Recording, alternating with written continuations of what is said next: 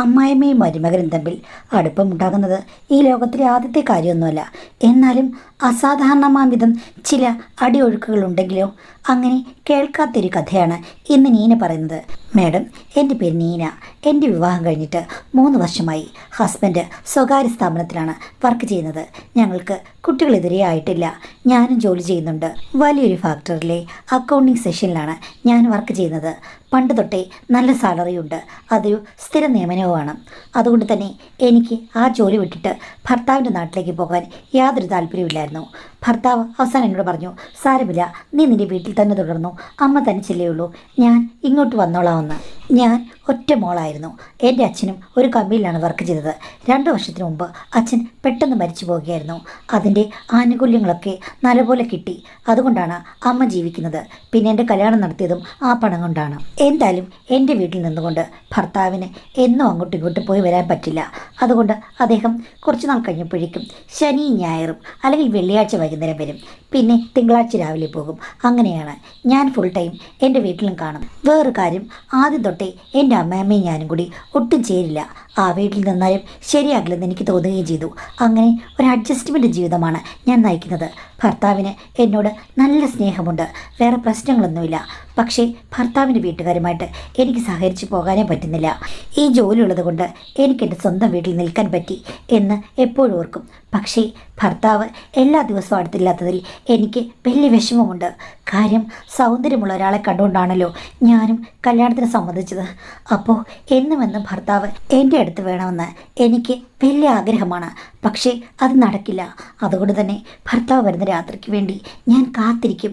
വരുമ്പോൾ അദ്ദേഹത്തിനെ മാക്സിമം സൽക്കരിക്കാൻ ഞാൻ ശ്രമിക്കും. വെള്ളിയാഴ്ച വൈകുന്നേരം ആകുമ്പോൾ എനിക്ക് വല്ലാത്ത ഉത്സാഹമാണ്. അമ്മ അപ്പം എന്നോട് പറയും, ഭർത്താവ് വരുമെന്ന് കേട്ടപ്പോഴേക്കും പെണ്ണിന് കാല് നില തുറക്കുന്നില്ല എന്ന് പറഞ്ഞ് അമ്മ കളിയാക്കുമ്പോൾ ഞാനത് ആസ്വദിക്കും. അതെ, എൻ്റെ ഭർത്താവിനെ എനിക്ക് അത്രയ്ക്കിഷ്ടമാണ്. അങ്ങനെ പോകുമ്പോൾ അമ്മയുടെ സ്വഭാവത്തിൽ കുറച്ച് മാറ്റങ്ങൾ വന്നു തുടങ്ങി. അച്ഛൻ മരിച്ച ശേഷം അമ്മ നല്ല വസ്ത്രങ്ങൾ ധരിക്കാറില്ല, അല്ലെങ്കിൽ മേക്കപ്പ് ഇടാറില്ല. വസ്ത്രങ്ങളിൽ പോലും ഒന്നും ശ്രദ്ധിക്കാറില്ല. പണ്ട് എൻ്റെ അമ്മ അതീവ സുന്ദരിയായിട്ടാണ് എപ്പോഴും നടന്നിരുന്നത്. ഇപ്പോൾ അതെല്ലാം ഉപേക്ഷിച്ചിരിക്കുകയാണ്. പക്ഷെ ഒരു സുപ്രഭാതത്തിൽ അതെല്ലാം തുടങ്ങാൻ തുടങ്ങി. അപ്പോൾ ഞാൻ ചോദിച്ചു, അല്ല അമ്മ, ആര് പറഞ്ഞിട്ട് കേൾക്കാത്ത അമ്മ ഇപ്പം എങ്ങനെയാണ് ഇങ്ങനെ മാറിയെന്ന്? അപ്പോൾ അമ്മ പറഞ്ഞു, അത് പിന്നെ നിൻ്റെ ഭർത്താവ് എന്നോട് പറഞ്ഞു, അമ്മ ഇങ്ങനെ കോലം കെട്ടി നടക്കുന്നത് എനിക്കൊട്ടും ഇഷ്ടമല്ല. അമ്മയെ കണ്ടാലറിയാം അമ്മ ഒരു സുന്ദരിയാണെന്ന്. പിന്നെ എന്തിനാണ് ഇങ്ങനെ ബ്യൂട്ടി പാർലറൊന്നും പോകാൻ നടക്കുന്നത്? അമ്മ ഇങ്ങനെ മൂടിയായി നടക്കുന്നത് എനിക്കിഷ്ടമല്ല. വീട്ടിലേക്ക് കയറി വരുമ്പോൾ എൻ്റെ ഭാര്യയെ പോലെ തന്നെ അമ്മയും നല്ല ഉഷാറായി ഒരുങ്ങി നിൽക്കണം. അതാണ് ഐശ്വര്യമെന്ന്. അത് കേട്ടപ്പോൾ എൻ്റെ ഭർത്താവിൻ്റെ ആത്മാർത്ഥത ഓർത്ത് എനിക്ക് ഒത്തിരി സന്തോഷം തോന്നി. ഒരു ദിവസം എൻ്റെ ഹസ്ബൻഡ് പറഞ്ഞു, അമ്മേ, ടൗണിൽ എൻ്റെ ഒരു സുഹൃത്തും ഭാര്യയും കൂടി ഒരു ബ്യൂട്ടി പാർലർ തുടങ്ങിയിട്ടുണ്ട്. അമ്മയെ ഞാൻ അങ്ങോട്ടേക്ക് കൊണ്ടുപോയാണ്. ഈ ഹെയറൊക്കെ നല്ല രീതിയിലൊന്ന് കട്ട് ചെയ്ത് അമ്മയ്ക്കൊരു ഫേഷ്യലും പിന്നെ പുരികയൊക്കെ ഒന്ന് ത്രെഡ് ചെയ്ത് ഞാൻ ശരിയാക്കുകയാണെന്ന് പറഞ്ഞു. വേണ്ട മോനെ, ഞാൻ വരുന്നില്ല. അമ്മ വന്നേ പറ്റൂ. അമ്മയെ സുന്ദരിയാക്കി എടുക്കണം. എൻ്റെ കൂട്ടുകാരെയൊക്കെ ഞാൻ ഇങ്ങോട്ട് വിളിച്ചോണ്ട് വരണം. ആ സമയത്ത് അമ്മ നല്ല സിനിമ ആടിയെ പോലെ ഇരിക്കണം എന്നൊക്കെ പറഞ്ഞു. ഞാൻ ചോദിച്ചു, നിങ്ങൾ എന്തിനാണ് അമ്മയെ നിർബന്ധിക്കുന്നത്? അമ്മ ഒരു വിധവയല്ലേ? ഒന്ന് പോടി, വിധവ, ഭർത്താവ് മരിച്ചു പോയെന്ന് പറഞ്ഞ് പെണ്ണുങ്ങൾ ഇങ്ങനെ വെറുതെ ഇരിക്കണോ? അമ്മ നല്ല സുന്ദരിയായിട്ട് നടക്കട്ടെ. നീ ആണെങ്കിൽ 100 കൂട്ടം മേക്കപ്പ് ഇട്ടുകൊണ്ടാണല്ലോ പോകുന്നത്. നിൻ്റെ അമ്മയ്ക്ക് എന്തേ അത് പാടില്ല? അല്ല, നിങ്ങൾക്ക് ഈ ശുഷ്കാന്തി എന്താ നിങ്ങളുടെ അമ്മയോടില്ലാത്തത്? അവരാണെങ്കിൽ ഒരു മേക്കപ്പും ഇല്ലല്ലോ. അത് പിന്നെ എൻ്റെ അമ്മയ്ക്ക് അത്ര വലിയ സൗന്ദര്യമൊന്നുമില്ല. നിൻ്റെ അമ്മ അങ്ങനെയാണോ? അവരെ കണ്ടു കഴിഞ്ഞാൽ തെളിഞ്ഞു നിൽക്കുന്ന പൂർണ്ണചന്ദ്രനെ പോലെയല്ലേ? അതുകൊണ്ട് അമ്മ സുന്ദരിയായി നടക്കണം. സുന്ദരികൾ ഒരുങ്ങണം. സൗന്ദര്യമില്ലാത്തവർ ഒരുങ്ങിയിട്ടും വലിയ കാര്യമൊന്നുമില്ല എന്ന് പറഞ്ഞു. നിങ്ങൾ ആരെയോ കുത്തി പറയുന്ന പോലെ ഉണ്ടല്ലോ എന്ന് പറഞ്ഞപ്പോൾ ഹസ്ബൻഡ് പറഞ്ഞു, ഞാൻ യഥാർത്ഥം പറഞ്ഞതേ ഉള്ളൂ. നീ സുന്ദരിയല്ലേ? നീ സ്ഥിരമായിട്ട് പാർലറിൽ പോകുന്നില്ലേ? എങ്കിൽ നിങ്ങളുടെ കൂടെ ഞാനും വരട്ടെ. പുതിയ ബ്യൂട്ടി പാർലറിലേക്ക് നീ വരണ്ട. നീ സ്ഥിരമായിട്ട് ഒരു പാർലറിൽ പോകുന്നല്ലേ. ഇതിപ്പോൾ എൻ്റെ അമ്മയെ കൊണ്ട് ഞാൻ ഒന്ന് ശരിയാക്കി എടുക്കട്ടെ. നിൻ്റെ സാന്നിധ്യം എനിക്ക് ആവശ്യമില്ലെന്ന് പറഞ്ഞു. ഞാൻ ഇതൊക്കെ കേട്ട് ചുമ്മാ അങ്ങ് രസിച്ചു. അങ്ങനെ അവർ രണ്ടുപേരും കൂടി ഒരു ദിവസം ആ പുതിയ ബ്യൂട്ടി പാർലറിൽ പോയി. എന്നിട്ട് അമ്മയ്ക്ക് പെഡിക്യൂറും മാനിക്യൂറും ഫേഷ്യലും ത്രെഡിങ്ങും എല്ലാം ചെയ്ത് നല്ല അടിപൊളിയായി മുടിയും സെറ്റ് ചെയ്ത് തിരിച്ചു വന്നു. ആക്ച്വലി എൻ്റെ അമ്മ പണ്ട് ബ്യൂട്ടീഷ്യനായിരുന്നു. കുറേ കാലം അതിനൊക്കെ പോയിട്ടുണ്ട്. പക്ഷേ പിന്നീട് പുള്ളിക്കാരി കുടുംബമായതിൽ പിന്നെ അങ്ങനൊന്നും ശ്രമിച്ചിട്ടില്ല. കാര്യം എൻ്റെ അച്ഛന് വലിയ താല്പര്യമില്ലായിരുന്നു. അതുകൊണ്ട് വീട്ടമ്മയായിട്ട് അടങ്ങി ഒതുങ്ങി കഴിയുകയാണ്. അവിടെ ചെന്ന് കഴിഞ്ഞപ്പോഴേക്കും പുതിയ ബ്യൂട്ടി പാർലറിൽ അമ്മ കുറേ നിർദ്ദേശങ്ങളൊക്കെ അവർക്ക് കൊടുത്തു.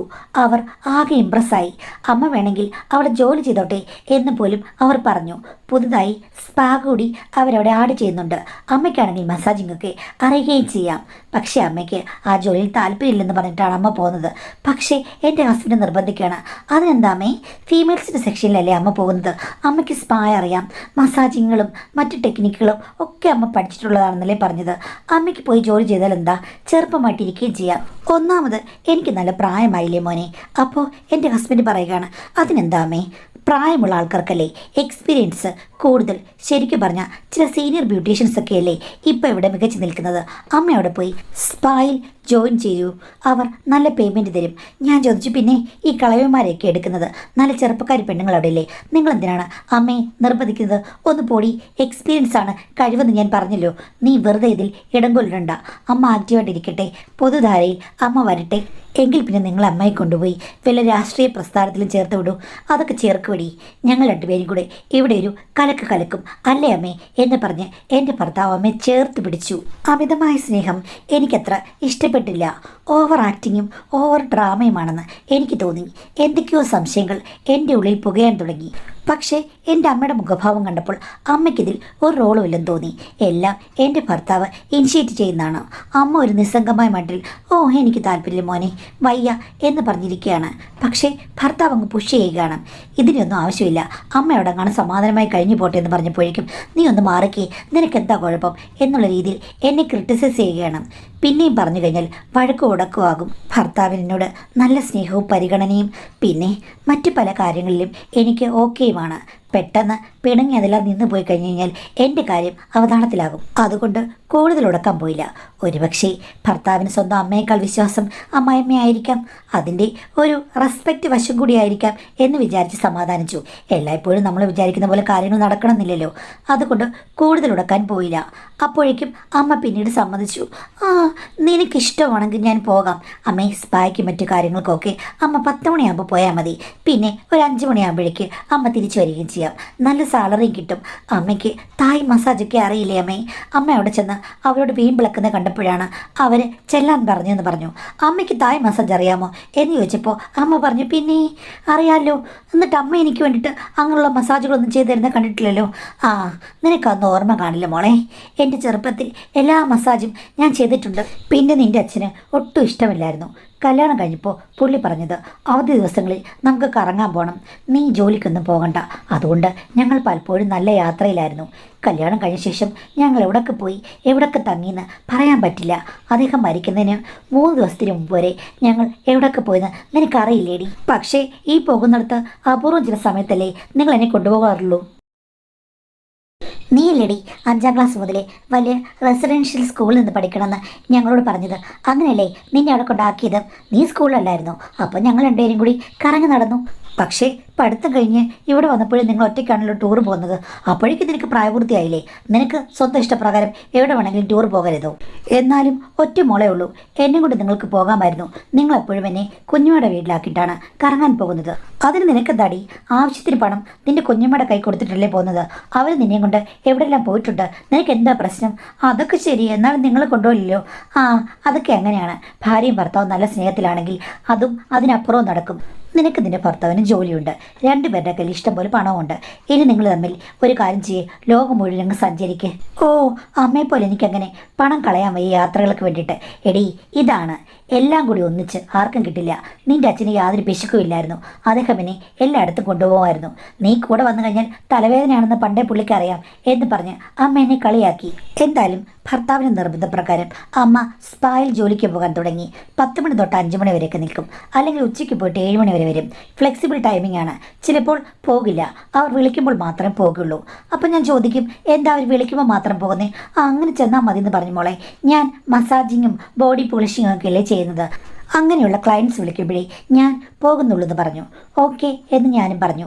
ഡീസൻ്റായുള്ള പൈസ അമ്മയ്ക്ക് കിട്ടുന്നുണ്ടെന്ന് അമ്മയുടെ ബാഗിൽ പണം അടുക്കി വെച്ചിരിക്കുന്നത് കണ്ടപ്പോൾ എനിക്ക് മനസ്സിലായി. അതുമാത്രമല്ല അമ്മ അടിമുടി മാറി. മറ്റ് പല ട്രീറ്റ്മെൻറ്റുകളും അമ്മ എടുക്കാൻ തുടങ്ങി. ലേസർ സ്കിൻ ചികിത്സകളും അതേപോലെ തന്നെ ബൊട്ടോക്സ് ചെയ്ത് അമ്മയുടെ മുഖത്തെ ചുളിവുകളൊക്കെ മാറി. അമ്മ രാവിലെ നടക്കാനും പോകാൻ തുടങ്ങി. ചുരുക്കം പറഞ്ഞു കഴിഞ്ഞാൽ ഒരു 15 വയസ്സ് കുറഞ്ഞപ്പോൾ തോന്നി. ഇപ്പോൾ കണ്ടു കഴിഞ്ഞാൽ ഒരു 35 വയസ്സുള്ള ഒരു ബ്യൂട്ടി ലേഡിയെ പോലെ ഇരിക്കും. അങ്ങനെ അമ്മ അടിമുടി ആകെ മാറി. ബന്ധുക്കൾക്ക് കുഞ്ഞമ്മയ്ക്കൊക്കെ അമ്മയുടെ മാറ്റം ഒരു അത്ഭുതമായിരുന്നു.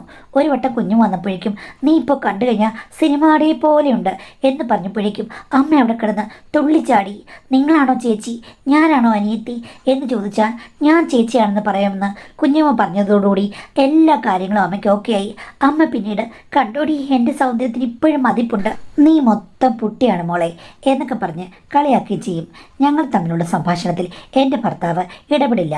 അദ്ദേഹം പിന്നീട് അമ്മയെ പ്രോത്സാഹിപ്പിച്ച് കഴിഞ്ഞ ശേഷം അമ്മ ജോലിക്ക് പോയ ശേഷം അങ്ങനെ കൂടുതൽ വർണ്ണിക്കാറില്ല, ഒന്നും പറയാറുമില്ല, സാധാരണ പോലെ പെരുമാറും.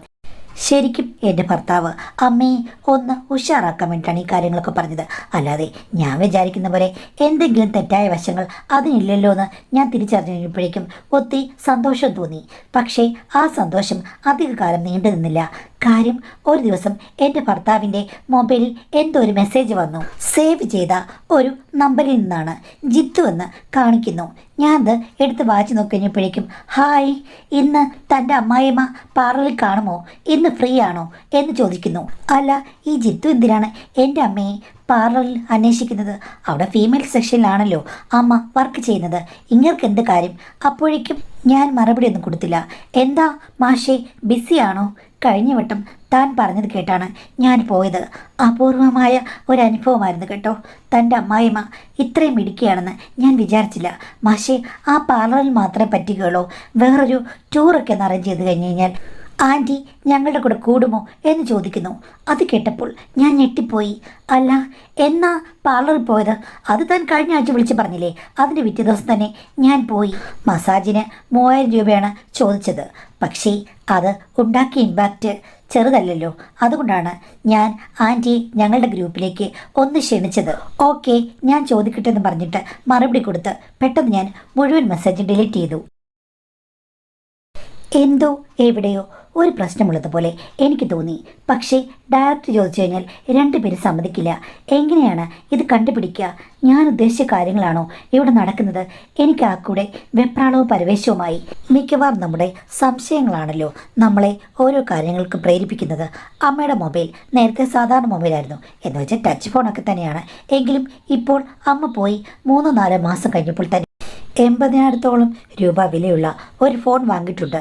അതിൻ്റെ പാസ്വേഡൊന്നും എനിക്കറിയില്ല. ഞാൻ ചോദിച്ചപ്പോൾ നീ നിൻ്റെ ഫോൺ നോക്ക്, ഞാൻ എൻ്റെ ഫോൺ നോക്കിക്കൊള്ളാം എന്ന് പറയുകയും ചെയ്തു. അത് എപ്പോഴും ഭദ്രമാക്കി വെക്കും. ഇതിലും എന്തൊക്കെയോ രഹസ്യങ്ങളുണ്ട്, അറിയണമെന്ന് ഞാൻ അന്ന് നിശ്ചയിച്ചു. അങ്ങനെ രഹസ്യമായിട്ട് ഞാൻ അമ്മയുടെ പാസ്വേഡ് ടൈപ്പ് ചെയ്ത് നോക്കി, കണ്ടുപിടിച്ചു. ഒരു ദിവസം സന്ദർഭം കിട്ടിയപ്പോൾ ഞാനത് ചെക്ക് ചെയ്തു. അപ്പോൾ വാട്സാപ്പിലേക്കാണ് ആദ്യം പോയത്. അവിടെ കുറേ മെസ്സേജുകൾ വന്ന് കിടപ്പുണ്ട്. അതിനൊക്കെ ഞാൻ എൻ്റെ സമയം പിന്നീട് പറയാം എന്നൊക്കെയാണ് പറഞ്ഞിരിക്കുന്നത്. ചിലരെ കഴിഞ്ഞ വട്ടം കണ്ടത് എനിക്ക് മറക്കാൻ പറ്റുന്നില്ല എന്നൊക്കെയാണ് പറഞ്ഞിരിക്കുന്നത്. അതിനൊക്കെ ലവ് ഇമോജി അമ്മ കൊടുത്തിട്ടുമുണ്ട്. പിന്നെ എനിക്ക് സംശയമായി കഴിഞ്ഞപ്പോഴേക്കും ഞാൻ GP ഒന്ന് ടെസ്റ്റ് ചെയ്തു. കാര്യം ഓൾറെഡി എനിക്ക് അമ്മയുടെ GPയുടെ പാസ്വേഡ് അറിയാം. അങ്ങനെ നോക്കിക്കഴിഞ്ഞപ്പോഴേക്കും അതിൽ നല്ല തുകകൾ വന്നിട്ടുണ്ട്. 25,000, 15,000, 20,000 ഇങ്ങനെ പലതും. എല്ലാം ആണുങ്ങളാണ് അയച്ചിരിക്കുന്നത്. നോക്കിക്കഴിഞ്ഞപ്പോഴേക്കും ഇപ്പോൾ ബാലൻസ് ഇല്ലേ മാഡം? പണ്ടത്തെ പോലല്ല. പണ്ട് കൂടി വന്നാൽ 2 ലക്ഷമോ 3 ലക്ഷമോ കാണും.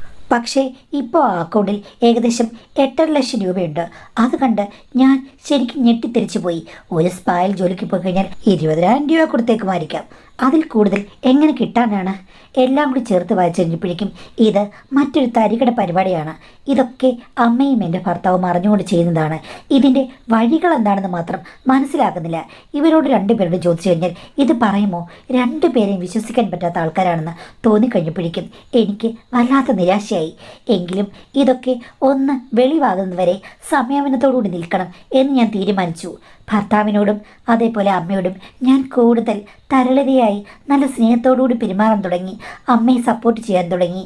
അമ്മ പറയുന്ന കാര്യങ്ങളൊക്കെ തലയാട്ടി എസ് എന്ന് പറയാൻ തുടങ്ങി. എല്ലാം ഒരഭിനയം മാത്രം.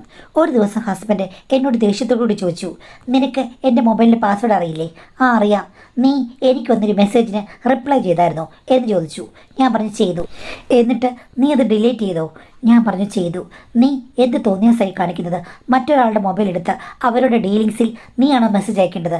ഞാൻ ചോദിച്ചു, എന്ത് ഡീലിങ്സ് ആയിരുന്നു അത്? അതൊരു ബിസിനസ് ഡീലിംഗ് ആയിരുന്നു. പക്ഷേ വന്ന മെസ്സേജ് അങ്ങനെ ആയിരുന്നില്ലല്ലോ. എന്ത് ബിസിനസ്? നിങ്ങളും എൻ്റെ അമ്മയും കൂടി എന്തെങ്കിലും ബിസിനസ് നടത്തുന്നുണ്ടോ? അമ്മയും ഞാനും തമ്മിൽ ബിസിനസ് ഒന്നുമില്ല. എൻ്റെ കൂട്ടുകാരനുമായിട്ട് ഞാൻ ബിസിനസ് ഉണ്ട്. പക്ഷേ കൂട്ടുകാരൻ അമ്മയുടെ കാര്യമാണല്ലോ ചോദിച്ചത്. സത്യം പറഞ്ഞു ഇവിടെ എന്താ നടക്കുന്നതെന്ന്. ഏകദേശം എല്ലാ കാര്യങ്ങളുടെയും തെളിവ് എൻ്റെ കയ്യിൽ കിട്ടിയിട്ടുണ്ട്. അമ്മയുടെയും നിങ്ങളുടെയും മൊബൈല് ഞാൻ ഒത്തിരി വട്ടം ചെക്ക് ചെയ്തിട്ടുണ്ട്. ഭാഗ്യത്തിന് എല്ലാ തെളിവുകളും എനിക്ക് കിട്ടുകയും ചെയ്തു. അതൊക്കെ എൻ്റെ മൊബൈലിലേക്ക് ഞാൻ അയച്ച് ഭദ്രമായി വെച്ചിട്ടുണ്ട്. ഇനിയിപ്പോൾ ഇവിടെ നടക്കുന്ന കാര്യങ്ങളെപ്പറ്റി വൃത്തിയായിട്ട് ക്ലിയറായിട്ട് എന്നോട് പറയാമെങ്കിൽ പ്രശ്നമൊന്നുമില്ല. അല്ലെങ്കിൽ ഇത് ഡിവോഴ്സിൽ കലാശിക്കും. അതുമാത്രവുമല്ല, ഞാൻ നാട്ടുകാരോട് എല്ലാം പറയുകയും ചെയ്യും.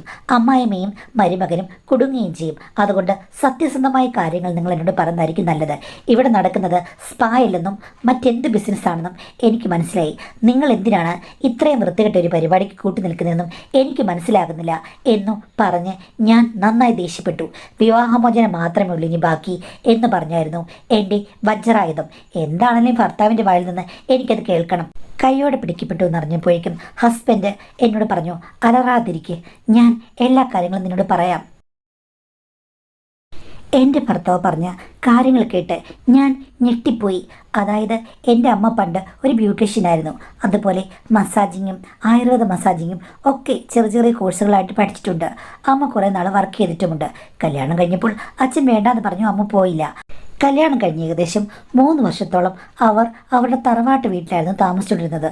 ആ സമയത്താണ് ഞാനുണ്ടായത്. അത് കഴിഞ്ഞ് 1-2 വർഷം കഴിഞ്ഞപ്പോഴേക്കും ഈ ടൗൺ ഏരിയയിൽ സ്ഥലം വാങ്ങി വീട് വെച്ച് അവർ എന്നെയും കൊണ്ട് മാറി. ഇത് ഞങ്ങളുടെ വീടായി മാറുകയും ചെയ്തു. പക്ഷേ സിറ്റിയിലായിരുന്നു കഴിഞ്ഞപ്പോഴേക്കും അച്ഛൻ്റെ സ്വഭാവം ഒക്കെ മാറി. അച്ഛൻ ഒരു ഫ്രീഡം ടൈപ്പാണ്. അതായത് ഒരാളിൽ മാത്രം ഒതുങ്ങി നിന്നിട്ട് വലിയ കാര്യങ്ങളൊന്നുമില്ല എന്ന് വിശ്വസിക്കുന്ന ഒരാൾ.